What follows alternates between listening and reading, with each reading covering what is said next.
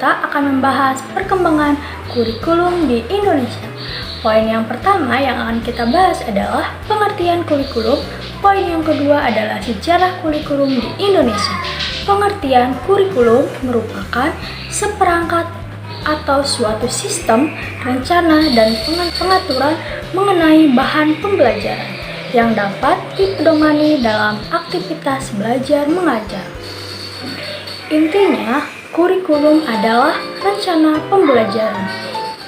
Secara etimologi, kurikulum dalam bahasa Yunani yaitu kurit atau pelari, kemudian kurere atau lintasan lari. Secara istilah, kurikulum adalah sejumlah mata pelajaran yang harus diselesaikan oleh siswa dari awal sampai akhir program demi mendapatkan kelulusan atau ijazah. Menurut Undang-Undang Nomor 20 Tahun 2003, seperangkat rencana dan pengaturan mengenai tujuan, isi, dan bahan pembelajaran serta cara yang digunakan sebagai pedoman penyelenggara kegiatan pembelajaran guna mencapai tujuan pembelajaran. Lalu, bagaimana kurikulum di Indonesia? Mari kita ulas satu persatu. Sejarah kurikulum di Indonesia terbagi menjadi dua. Yang pertama, sejarah kurikulum pra-kemerdekaan. Yang kedua, pasca kemerdekaan. Sejarah kurikulum pra-kemerdekaan terjadi pada zaman Jepang dan Belanda. Pada zaman Belanda terjadi 3 sistem pendidikan. Yang pertama, sistem pendidikan yang diselenggarakan di pesantren. Yang kedua, sistem pendidikan Belanda. Dan yang ketiga, sistem pendidikan yang dikembangkan oleh tokoh-tokoh pendidikan, yaitu ada Kiai Haji Ahmad Dahlan, yang mana beliau mengembangkan Muhammadiyah, dan yang kedua adalah Ki Hajar Dewantara, yang mana beliau mengembangkan taman siswa. Kurikulum pada zaman Belanda didesain untuk melestarikan penjajahan di Indonesia dengan cara memasukkan budaya Belanda dalam kurikulum, sedangkan kebudayaan Indonesia tidak masuk dalam kurikulum. Yang kedua yaitu kurikulum pada zaman Jepang. Kebijakan kurikulum lebih berisi tentang doktrin, ideologi, dan prinsip dalam rangka memenuhi ambisi pembentukan Asia Timur Raya serta upaya persiapan prajurit tempur. Kemudian, kurikulum di Indonesia pasca kemerdekaan dibagi menjadi 3.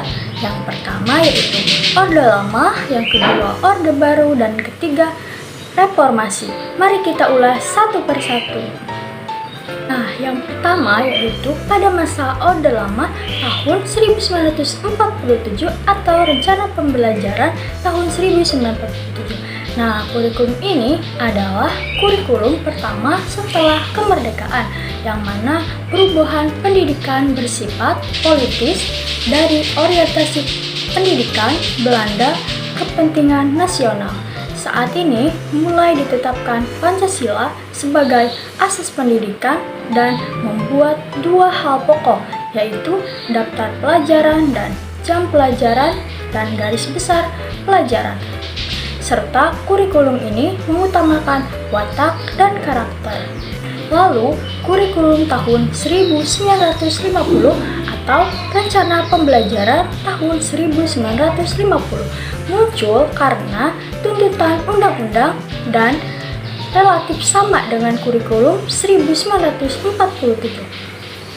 Yang ketiga, kurikulum tahun 1952 atau Rencana Pembelajaran 1952 atau kurikulum ini lebih terperinci dan penyempurna dari kurikulum sebelumnya. Serta kurikulum ini satu orang guru hanya mengajar satu mata pelajaran. Kurikulum tahun 1958 atau Rencana Pembelajaran 1958 merupakan penyempurna dari kurikulum tahun 1950 dan 1952. Kemudian, kurikulum tahun 1964 atau Rencana Pembelajaran 1964. Pada masa kurikulum ini mengembangkan daya cipta, rasa, karsa, dan moral.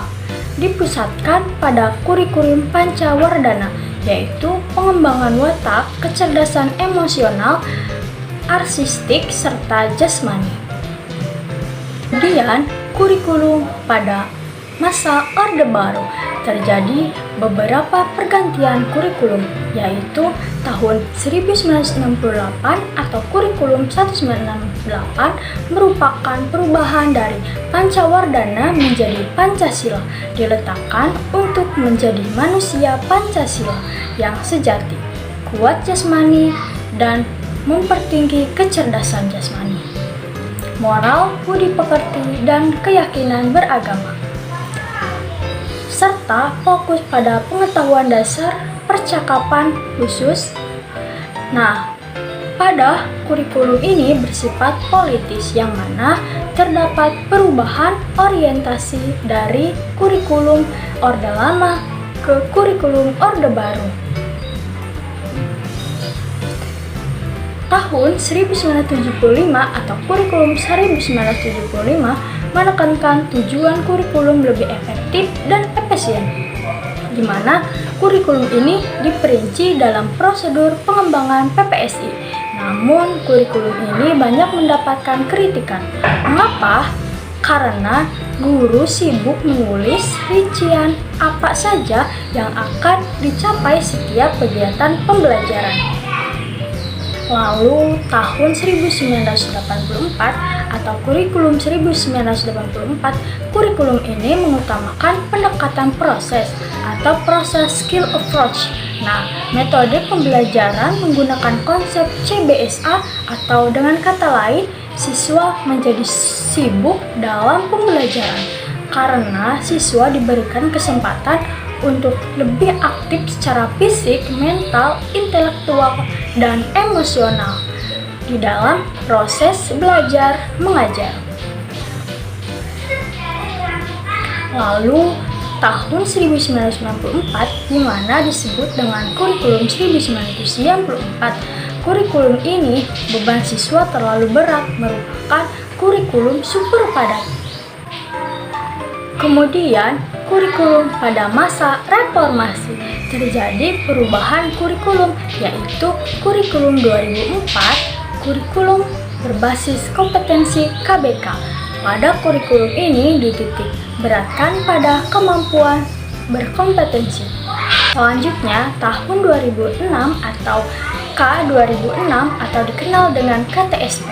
Nah, pada kurikulum ini, KTSP disusun oleh satuan pendidikan dengan memperhatikan karakteristik daerah dan peserta didik.